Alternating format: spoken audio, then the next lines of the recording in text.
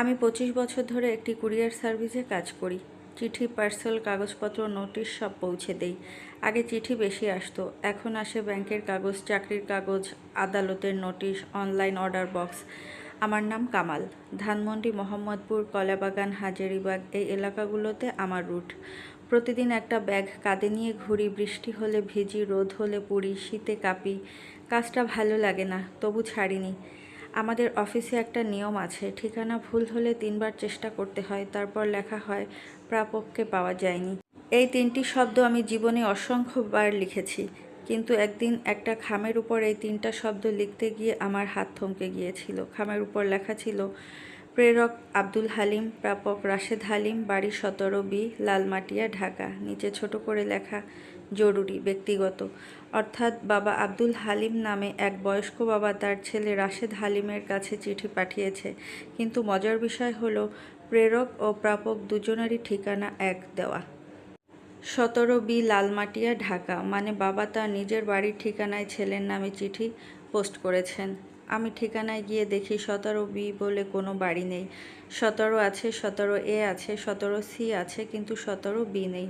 পাশের দোকানের লোকদেরকে জিজ্ঞেস করলাম, লোকটা বলল আগে ছিল, এখন ভেঙে ফ্ল্যাট হয়েছে। হালিম সাহেব? লোকটা কাঁধ ঝাঁকালো, চিনি না।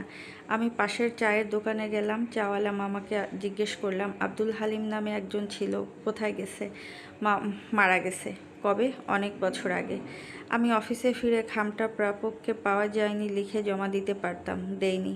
পরদিন আবার গেলাম, 17 নম্বর বাড়ির পুরনো দারোয়ানকে পেলাম, বয়স অনেক, নাম গফুর মিয়া। আমি খামের নামটা দেখাতেই লোকটা বলল, আব্দুল হালিম সাহেবের ছেলের লোক?